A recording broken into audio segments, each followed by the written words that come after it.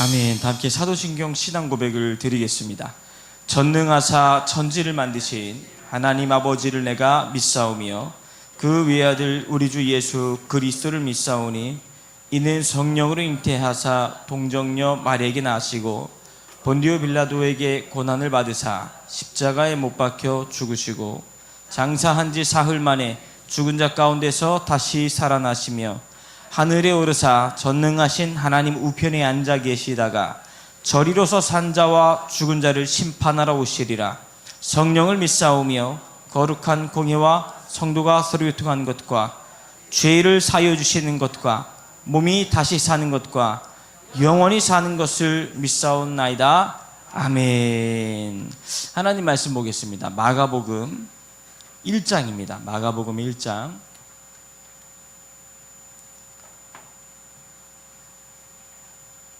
15절입니다. 마가복음 1장 15절. 우리 한 절이니까 큰 목소리로 함께 합독하여 읽도록 하겠습니다. 읽겠습니다. 시작. 가라사대 때가 찼고 하나님 나라가 가까웠으니 회개하고 복음을 믿으라 하시더라. 아멘. 할렐루야. 우리 앞뒤 좌우 옆 사람과 인사하겠습니다. 잘 오셨습니다. 우리 앞뒤로 한 번 더 인사할까요? 큰 은혜 받고 갑시다. 네. 여러분 지난번 제가 이제 한 달에 한 번 이렇게 설교를 새벽 예배 하러 올라옵니다. 그리고 지난번 설교하러 왔을 때 제가 이 동일한 주제로 말씀을 나눴습니다. 하나님 나라에 관한 말씀을 나눴었는데 혹시 기억나는 분 있으세요? 네, 쉽지 않죠. 한 달 전에 설교를 기억한다는 게 쉽지가 않습니다. 그때 약속을 하나 하고 내려갔습니다. 그때 본문 말씀은 너희는 먼저 그의 나라와 그의 의를 구하라. 그리하면 아버지께서 입을 거, 먹을 거, 마실 거, 이 모든 건 아버지께서 우리에게 다 채워주신다. 그러니까 우리가 구해야 되는 건 하나님의 나라를 구해야지 내가 입을 거, 먹을 거, 마실 거 구하고 돌아다니고 이게 없다고 염려하고 근심하는 건 성경은 그들을 향해 이방인이라고 표현을 한다.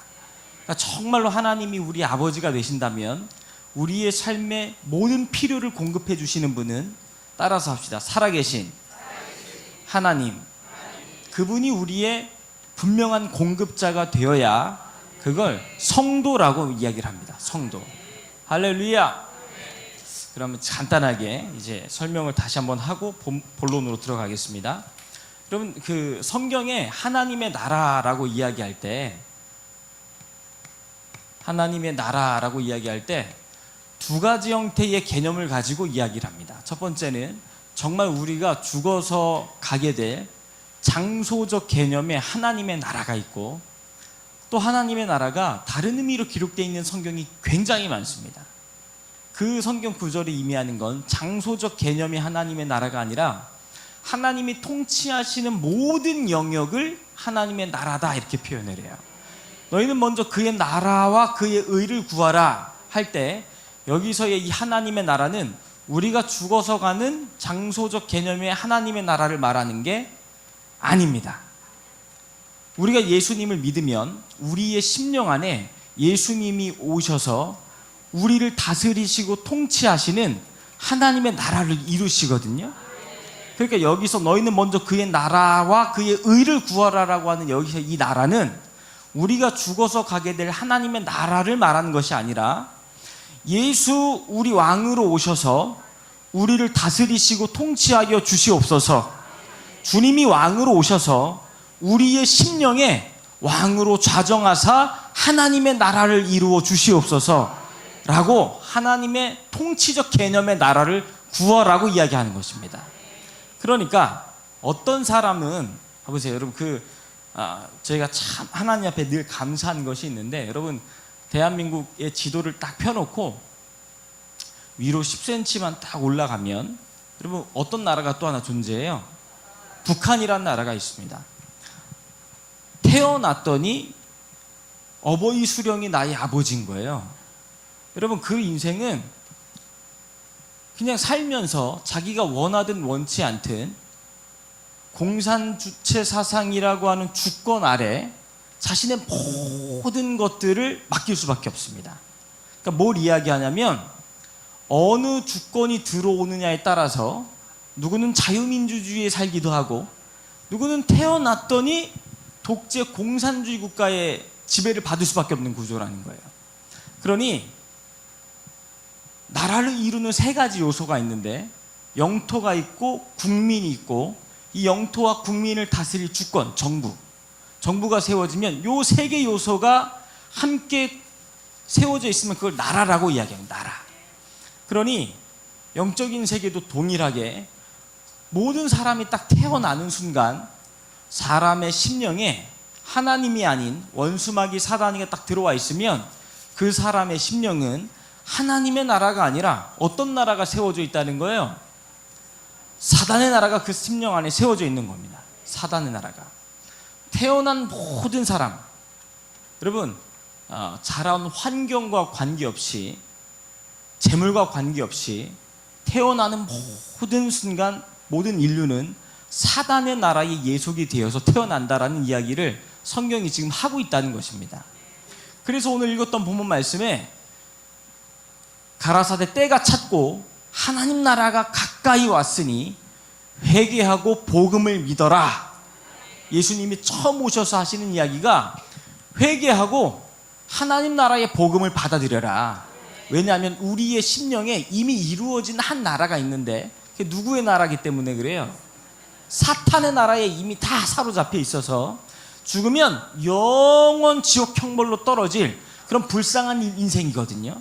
그러니까 예수님이 오시더니 사단의 지배하에 있던 모든 인생을 구원하시기 위해 야, 내가 문 밖에 서서 두드릴 테니까 이제 너 속에 있는 원수마귀 사단 그 이상한 주인 좀 내쫓고 나를 주인으로 나를 왕으로 좀 받아들일 수 없겠니?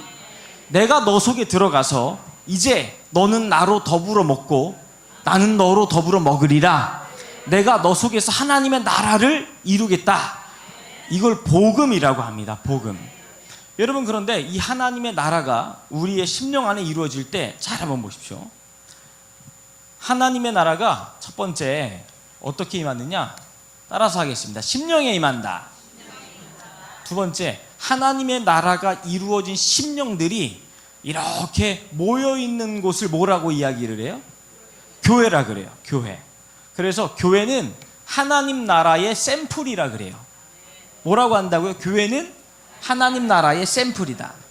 그리고 심령 안에 예수님이 오셔서 하나님의 나라가 이루어진 심령, 그리고 그 하나님의 나라가 이루어진 심령들이 모여서 사는 교회. 이 사람들이 죽으면 어디 간다는 거예요? 맞아, 이 사람들이 죽으면 천국을 간다는 거예요. 여러분 잘 기억해야 될 거, 이 땅에서 예수 믿고 하나님의 나라가 이루어진 심령이 공동체를 이루고 살다가 죽으면 어디를 간다고요? 천국. 그러니 요 사이클이 절대 반대로 이루어질 수가 없습니다. 무슨 말이냐면 심령은 이 땅에서 천국을 누리지 못하고 지옥을 막 경험하고 있는 거예요. 심령 안에. 로마서 14장에 가보니까 하나님 나라는 먹고 마시는 데 있지 않고 오직 의와 희락과 화평에 있느니라. 여러분 정말 예수님 믿고 우리가 거듭나서 우리의 심령 안에 하나님의 나라가 이루어지면 이 땅에서 누릴 수 없는 것들을 하나님 나라에 가서만 누릴 수 있는 것들을 우리에게 부어주세요. 그래서 참 특이하게 예수 믿는 사람들의 특징은, 저도 참 예수 믿고 이걸 참 경험하고 하나님께 감사했는데, 여러분 예수님 딱 믿고 나면 가난하던 사람이 갑자기 부자가 되나요? 예수 믿으면 복 받는다 그래서 교회를 나왔는데 갑자기 예수님 딱 믿고 나니까 가난하던 우리의 가정이 갑자기 부자가 돼요? 그렇지 않아요. 가난한 게 너무 싫어서 예수 믿고 좀 복 받고 싶어서 나왔는데 주님이 가난을 해결해 주지 않고 먼저 우리의 마음을 변화시켜 주시더라고요. 와, 참 특이하더라고요.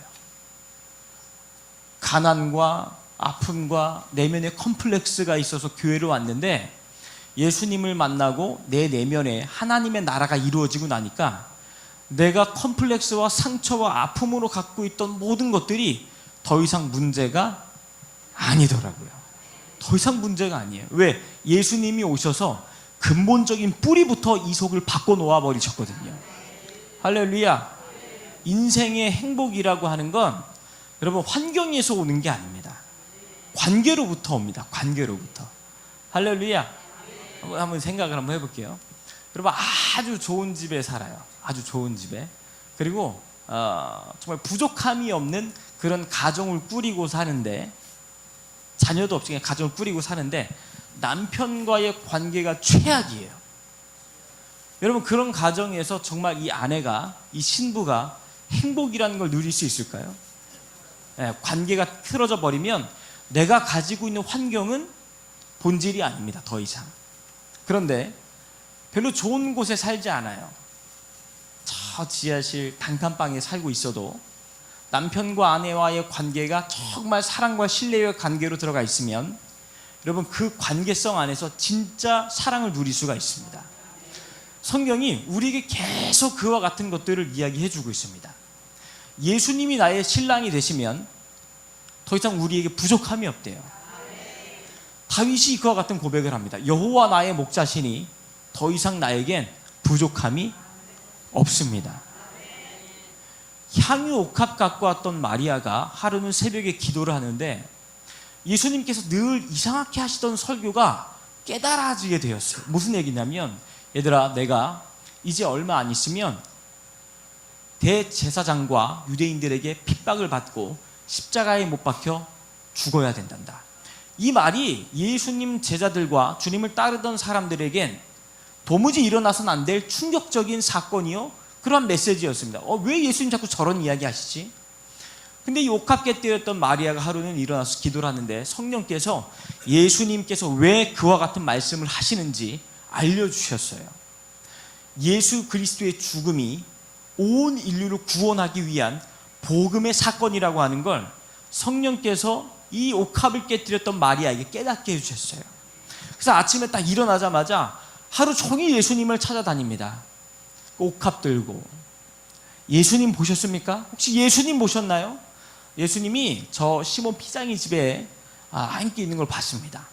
그리고 그 집에 딱 가서 저 먼 발치에서 예수님 바라보는데 이 마리아가 먼 발치에서 눈물이 툭툭 떨어져요. 예수님이 오신 게 나의 더러운 죄를 사해 주시기 위해 자신의 생명을 속죄물로 드리기 위해 오셨구나 하고 한 걸음 한 걸음 나아가서 아무 말 하지 않고 갑자기 자신의 전 재산인 옥합을 깨뜨립니다. 그리고 그 방에 진동하는 향내에 눈물을 흘리며 예수님의 발을 씻기기 시작해요. 그러자 제자들은 그 값비싼 것을 어찌하여 허비하느냐고 책망을 하지만 예수님 하시는 말씀은 이 여인이 나의 장사를 위하여 이와 같이 한 것이니 너희가 다니면서 복음이 전해지는 곳곳마다 이 여인이 한 일도 함께 기념하여라. 칭찬을 하세요. 여러분 봐보세요. 정말 예수 그리스도와의 신랑 예수님과의 사랑의 관계가 깊어지면 우리의 것을 다 드려도 더 좋은 것을 드리지 못해 안타까운 마음이 우리 속에 일어나는 것, 그걸 예수님과의 관계의 사랑이라고 합니다.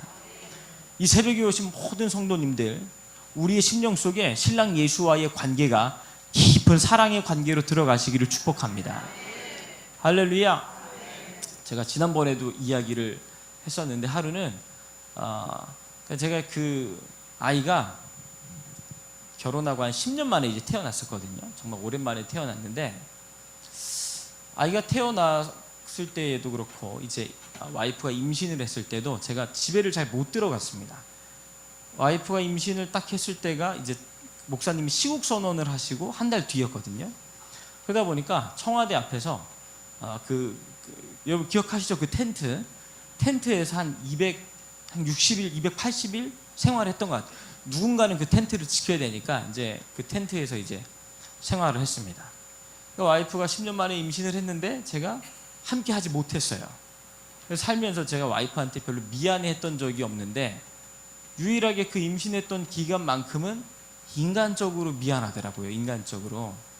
그리고 났는데 이 아이가 태어난 이후에도 사실 제가 함께 할 수 있는 시간이 별로 없습니다. 벌써 37개월, 8개월이 됐거든요. 이 아이가 이제 뛰어다니면서 어제 여름 성경 학교 한다고 엄청 기뻐하더라고요. 난생 처음 경험하는 여름 성경 학교. 그러니까 오늘은 또 이제 오늘이죠. 오늘은 또 성령 받는 날이래요. 그 3살, 4살 아이들이 오늘은 성령 받는 날이라고 선생님들과 아이들이 막 만반의 준비를 하고 있더라고요.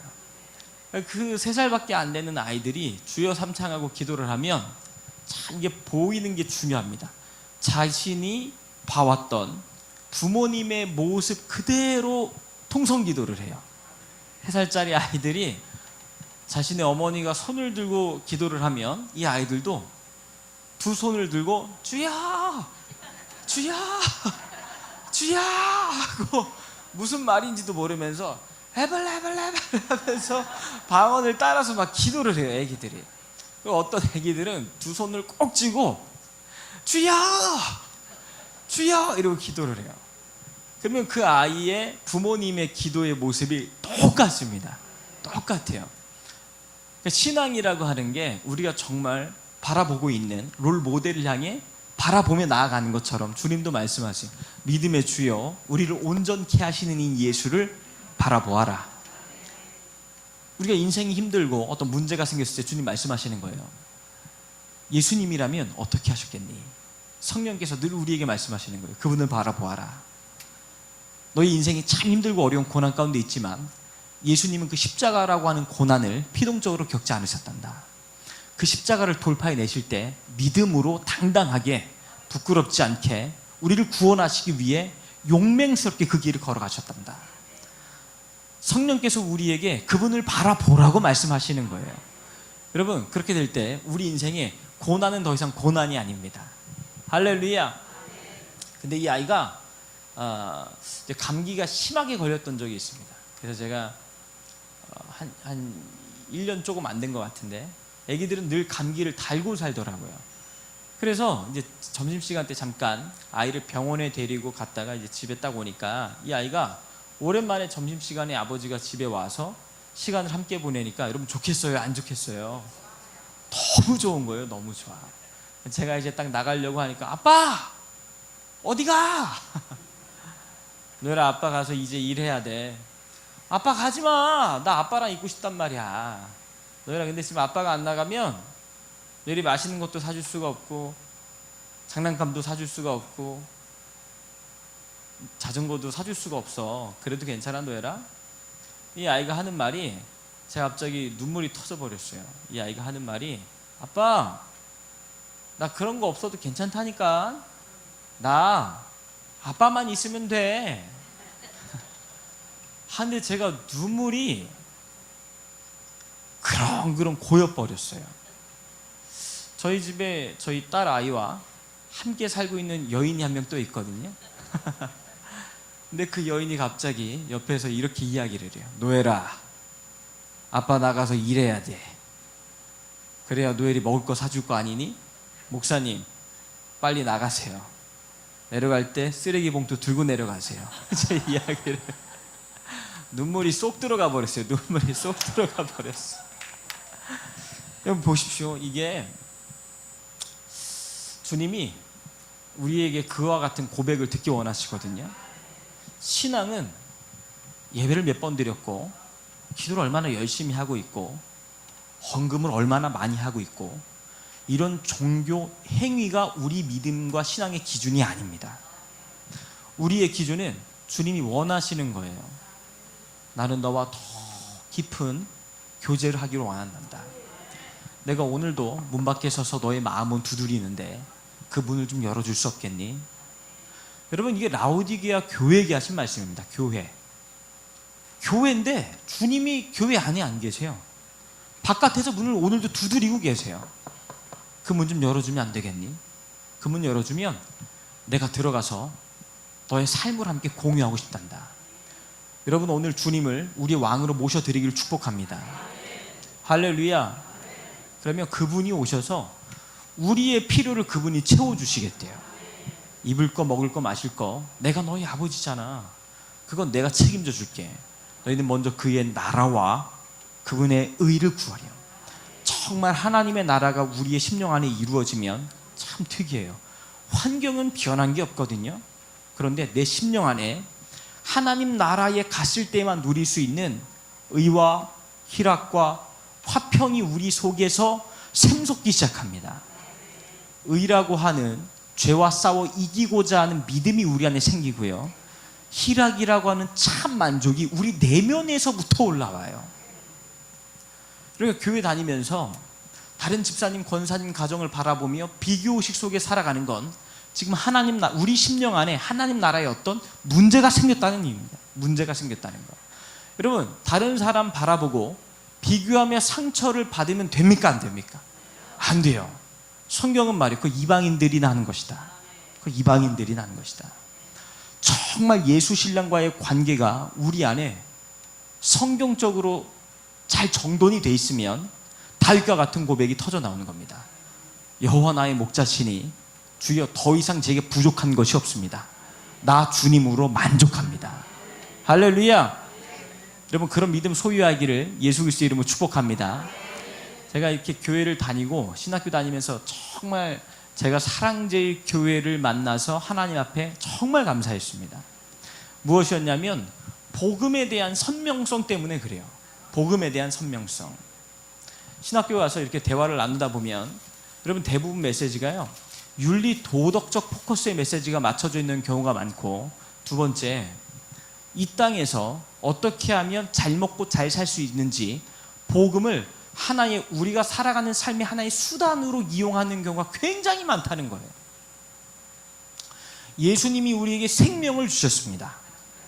그런데 그 예수 생명을 이 땅에서 내가 잘 먹고 잘 사는데 활용하기 위해 교회가 주님을 또 이용해 먹는다면 여러분, 그건 복음이 아닙니다. 복음은 사도 바울이 이야기를 해요. 로마 교회 성도들과 함께 목숨 걸고 신앙생활을 하면서 누구든지 우리 중에 자기를 위하여 사는 자도 없고 자기를 위하여 죽는 자도 없다. 우리가 살아도 누구 위해 살고 주를 위해 살고 죽어도 누굴 위해? 주를 위해 죽나니 우리들이 다 사나 죽으나 누구의 것이로다? 주님의 것이로다. 사도 바울은 이걸 제대로 된 성도요 신앙이라고 이야기해요. 살아도 주 위에 살고 죽어도 주 위에 죽는 것, 그걸 정말 예수 그리스도를 만난 거듭난 하나님 사람들이 갖게 되는 특별한 신앙이 아니라 성경이 말하는 보편적 신앙, 그분의 나라와 그분의 의를 구하면 반드시 그렇게 될 수밖에 없는 신앙. 목사님께서 늘 이제 말씀을 하셨는데, 여러분 아마 오늘 각 교구와 기관에 가시면 아마 교육자분들께서 광고를 이제 하실 겁니다. 어떤 광고냐면, 사랑제일교회 올해가 40주년이더라고요. 40주년. 그래서 사랑제일교회 다큐멘터리가 나왔거든요. 굉장히 잘 만들었습니다. 굉장히 잘 만들어서 이걸 영화관에서 시사회를 하게 됐거든요. 그래서 이제 성도님들 다 함께 가서 시사회를 이제 할 겁니다. 근데 저는 이제 그 제작을 함께 돕느라고 먼저 나온 그 샘플 영상을 봤는데요. 눈물을 툭툭 흘리면서 봤습니다. 눈물을 툭툭 흘리면서 사랑제일교회 성도님들에게는 정말 최고의 선물이 되지 않을까. 근데 저는 사랑제일교회를 섬기게 된 지 이제 20년 조금 넘었거든요. 20년. 근데 제가 20년 조금 넘었음에도 불구하고 저는 답심리 세대가 아니에요. 답심리에서 장위동으로 넘어온 이후에 제가 신앙생활을 시작을 했기 때문에, 근데 그 다큐멘터리의 역사를 보니까 그 제작해 주시는 감독님, PD님들이 김희숙 전도사님을 모시고 답심리까지 가셨더라고요. 답심리 예전에 사랑제일교회에서 어떻게 신앙생활 했는지, 그리고 성도님들, 장로님들한테 묻고 물어서 옛날에 답심리 때 목사님 사역하시던 사진들, 이런 것들을 잘 구해 오셨어요. 그래서 이 예고편을 말씀드리는 거예요. 꼭 가서 본편을 보십시오, 여러분. 근데 그때 이제 목사님께서 예전에 어떻게 사역을 하셨는지 저도 처음 보게 된 것들이 많았습니다. 날마다 성도님들 모일 때마다 목사님이 이야기하셨다는 거예요. 인생 최고의 축복은 예수 위에 살다가 예수 위에 죽는 것. 순교보다 더한 것이 없습니다. 그리고 18평밖에 안 된 답심리 교회에서 목사님이 손을 이렇게 내민대요.